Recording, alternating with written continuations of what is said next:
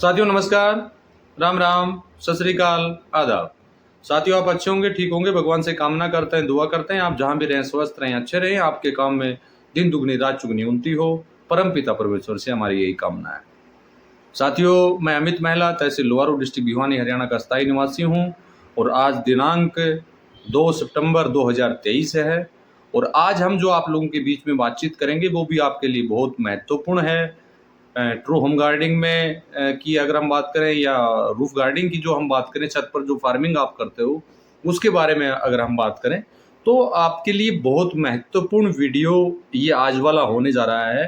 क्योंकि ये काफ़ी चीज़ें जो ऐसी हैं, कुछ समय के बाद तो आपको एक एक चीज़ लाइव हम यहाँ से शेयर करेंगे आप लोगों के बीच में, क्योंकि इसको मैं जल्दी ही शुरू करने जा रहा हूँ। सारा मेरा पूरा स्टेप जो है वो बिल्कुल तैयार होने के लास्ट स्टेज के ऊपर है। और जो जो हम सोविंग करेंगे, जो जो रिजल्ट हमें बेस्ट डिकम्पोजर, हनेंसर इत्यादि से जो भी मिलेंगे वो सभी आप लोगों के बीच में प्रैक्टिकली, यानी ये कहें कि हम लाइव बिल्कुल आपको दिखाने का काम करेंगे ताकि किसी तरह की समस्याएं आपको ना आए।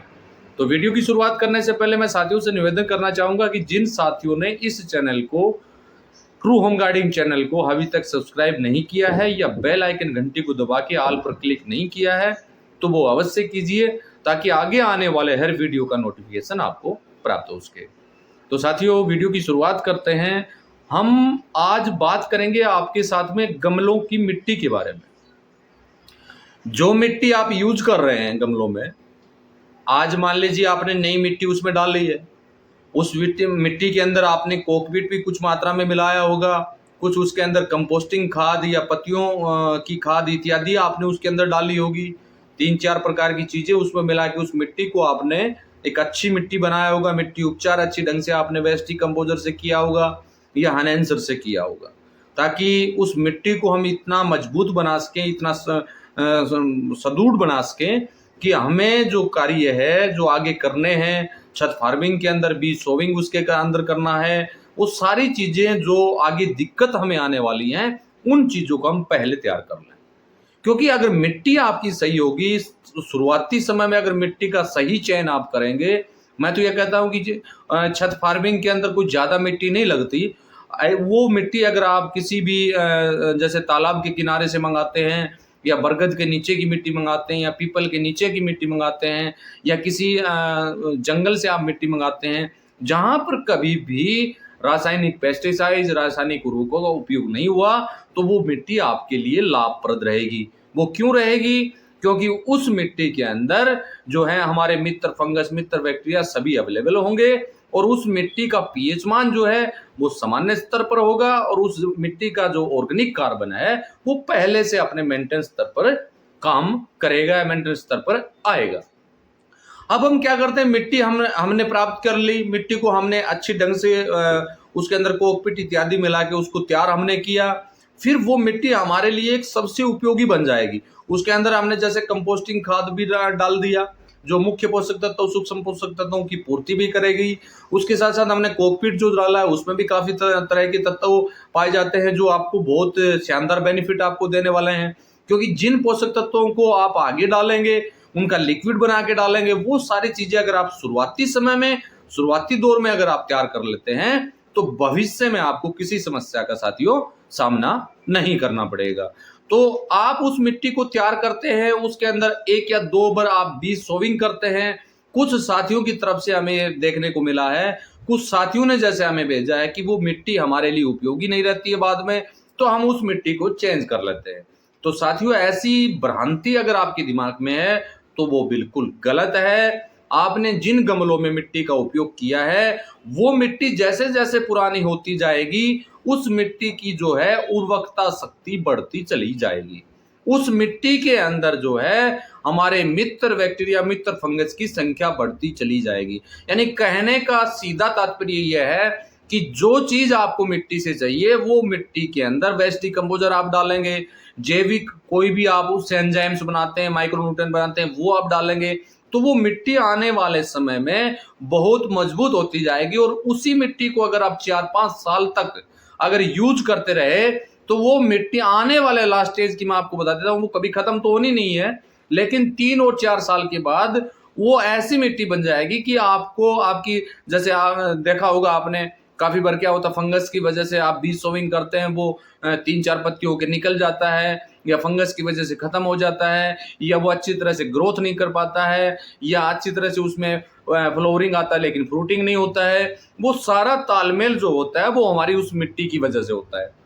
तो कभी भी आप जब भी छत फार्मिंग करते हैं तो उस मिट्टी को कभी आप चेंज ना करें। जो मिट्टी आपने शुरुआती समय में डाली है और उस मिट्टी को अगर 3 साल के बाद या 2 साल के बाद या हर साल आप चेंज करते हैं तो उस मिट्टी को उतना मजबूत बनाना, उतना उसको उर्वरक शक्ति को बढ़ाना हमारे लिए पॉसिबल नहीं होता है, क्योंकि उस मिट्टी के ऊपर आपने 1 साल तक उसके अंदर पता नहीं क्या क्या चीजें डाली है। जैसे आपने दालों का माइक्रोन्यूट्रिएंट बना के डाला, पत्थरों का माइक्रोन्यूट्रिएंट बना के आपने डाला, बकरी मैन्योर का माइक्रोन्यूट्रिएंट आपने डाला, या फलों की छिलकों से आपने एंजाइम बना के डाला, या बीजों से अंकुरित करके आपने एंजाइम बना के उसमें डाला। लेकिन आप क्या करेंगे, जब आपने 2 या 3 बार उससे कोई भी क्रॉप से कोई वेजिटेबल आपने ले ली, उसके बाद उसको आप चेंज कर देंगे। आप ये सोचेंगे कि नई मिट्टी आपको लेना चाहिए। ऐसी गलती बिल्कुल कतई ना करें, बल्कि मैं तो ये कहूंगा कि नए गमले जो आप लगाते हैं, नए गमले जो आप लगा रहे हैं, नए जो पौधे आप लगा रहे हैं, उसमें जो पुरानी मिट्टी आपके पास है, अगर वो ज्यादा रहती है तो कुछ मात्रा में उस मिट्टी में से भी नई मिट्टी में अगर आप मिट्टी मिलाते हैं तो वो मिट्टी का पूरा सिस्टम चेंज हो जाएगा। क्योंकि आपको आपको पता है कि कुछ लोग माइक्रोराजा का उपयोग करते हैं, जैसे काफी जगह से लेके आते हैं, उसको मिट्टी में डालते हैं, तो वो जो मिट्टी आपने पहले जो तैयार की वो आपका एक माइक्रो राजा बन गया, क्योंकि आपने वो सारी चीजें उसमें डाली जिसको उस मिट्टी को आवश्यकता थी।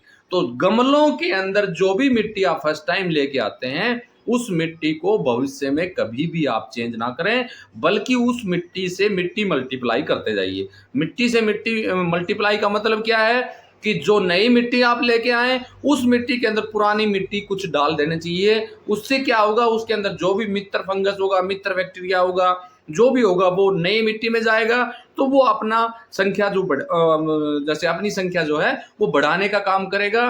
तो नई मिट्टी को भी उस पुरानी मिट्टी से क्या होगा कि वो रिचार्ज होगी, और रिचार्ज होगी तो उसमें वो सारी चीजें अवेलेबल करवाने का काम करेगी वो पुरानी मिट्टी, जो उस मिट्टी के अंदर होनी चाहिए। एक सबसे बड़ी गलती हमारे से यहाँ हो रही है कि उस मिट्टी को हम फेंक देते हैं, या उस मिट्टी को हम 2 या 3 साल के बाद यूज नहीं करते हैं। ऐसी गलती साथियों आपको कतई नहीं करनी है, बल्कि जो मिट्टी आपने 1 साल 2 साल यूज की है वो मिट्टी आपके लिए सोना बनी है, और उस सोने को कभी फेंकना नहीं चाहिए। बल्कि नए गमले आप लगाते हैं और जो नए पौधे आप लेके आते हैं उसके अंदर उस मिट्टी पुरानी मिट्टी को भी कुछ मात्रा में डालने का काम करें। यानी मिट्टी को मिट्टी से मल्टीप्लाई, ये हमारा एक सबसे बड़ा उद्देश्य होना चाहिए कि पुरानी मिट्टी को नई मिट्टी में डालने का काम अगर हम करेंगे तो हमें ज्यादा दिक्कत जो है, जैसे ग्रोथ, पौधे की ग्रोथ ना होना, पौधा जल्दी खत्म हो जाना, पौधे में फ्लोरिंग आ जाती है, फ्रूटिंग नहीं आती है, फ्रूटिंग आ जाती है, फ्रूटिंग